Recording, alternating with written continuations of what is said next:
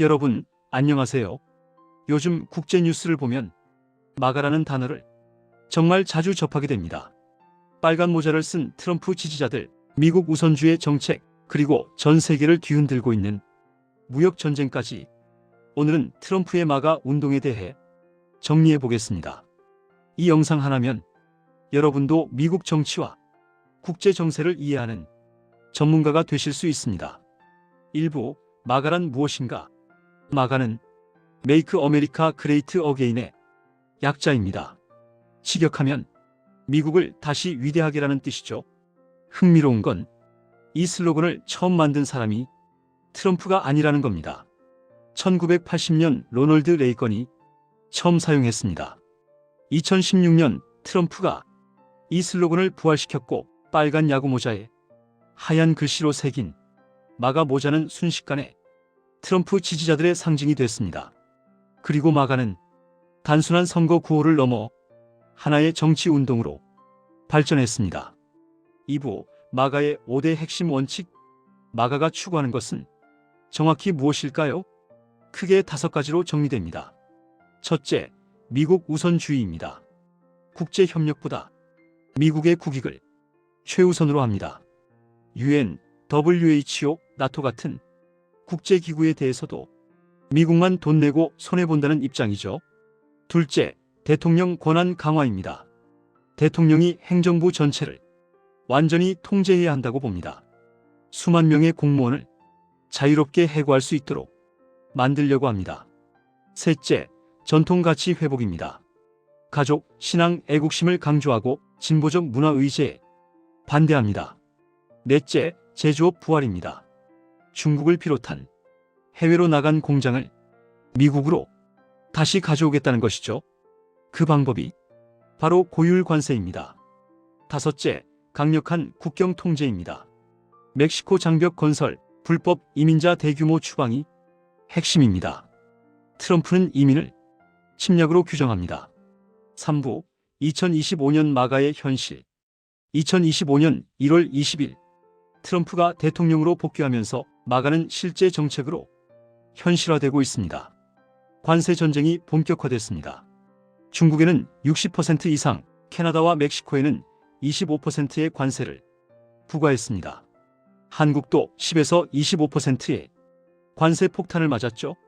흥미로운 건 논리의 모순입니다. 영국과의 무역에서 미국은 119억 달러 흑자인데도 영국에 10% 관세를 매겼습니다. 호주, 브라질 등 미국이 이익을 보는 나라들에게도 똑같이 관세를 부과했습니다. 이민 단속도 전례 없이 강화됐습니다. 전국에서 불법 체류자를 대규모로 체포하고 추방하고 있습니다.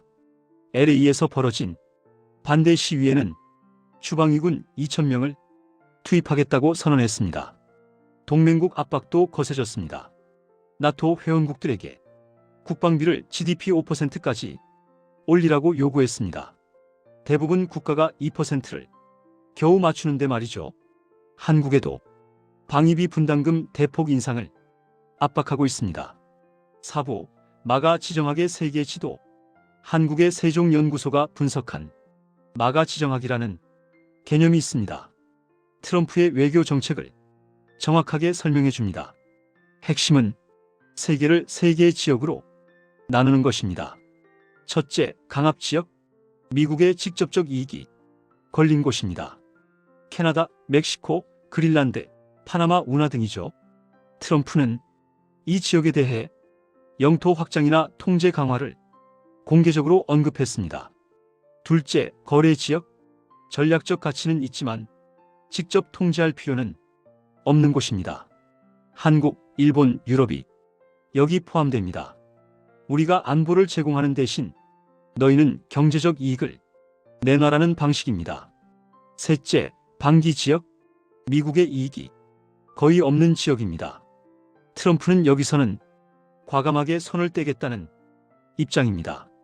한국은 거래 지역입니다. 조선, 자동차, 반도체 능력이 미국에 유용하고 중국과 가까워 지정학적으로도 중요하기 때문이죠. 실제로 한국 조선업계는 마스가, 즉 Make America's Shipbuilding Great Again이라는 구호로 미국의 조선소를 짓는 프로젝트를 추진 중입니다. 5부 마가 진영의 균열. 마가가 완전히 단합된 것은 아닙니다. 내부에 심각한 분열이 있습니다. 외교 정책을 둘러싼 갈등이 가장 큽니다. 고립주의파는 터커 칼슨, 스티브 배넌 같은 인물들입니다. 미국이 더 이상 세계 경찰 노릇을 할 필요 없다고 주장합니다. 개입주의파는 린지 그레이엄, 마크 루비오 같은 인물들입니다. 미국의 군사력으로 적대 세력을 압박해야 한다고 봅니다. 이 갈등이 폭발한 게 이스라엘, 이란 분쟁입니다. 트럼프 지지자의 53%가 참전을 반대했는데 결국 트럼프는 4월 21일 이란 핵시설을 공습했습니다. 마조리 테일러 그린을 비롯한 마가 인사들이 이스라엘을 위해 일하냐며 강하게 반발했습니다. 또 다른 균열은 일론 머스크와의 결별입니다. 최측근이었던 머스크가 정책 차이로 트럼프와 결별했고 최근에는 트럼프가 앱스타인 파일을 은폐하고 있다는 폭탄 발언까지 했습니다. 6부 한국에 미치는 영향. 마가가 한국에는 어떤 영향을 미칠까요? 경제적 압박이 강화됩니다. 관세 인상과 방위비 증액을 동시에 요구하고 있습니다. 동시에 미국 내 대규모 투자도 요구합니다. 한국과 일본은 총 1,100조 원을 미국에 투자하기로 약속했습니다. 안보 딜레마가 심화됩니다. 방위비는 더 내라면서도 북한이나 중국 위협에 대해서는 한국이 알아서 하라는 식일 수 있습니다. 마가의 고립주의 성향 때문에 유사시 미국 개입이 불확실해질 수 있습니다. 산업협력의 기회도 있습니다. 조선, 반도체, 원전 분야에서 협력이 확대될 수 있습니다. 마스가 프로젝트가 성공하면 한미 동맹을 경제적으로 더 단단하게 만들 수 있습니다. 외교적 선택을 강요받습니다.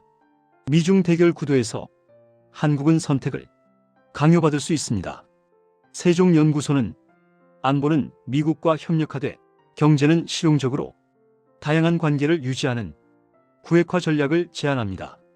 7부 마가의 미래. 마가는 앞으로 어떻게 될까요?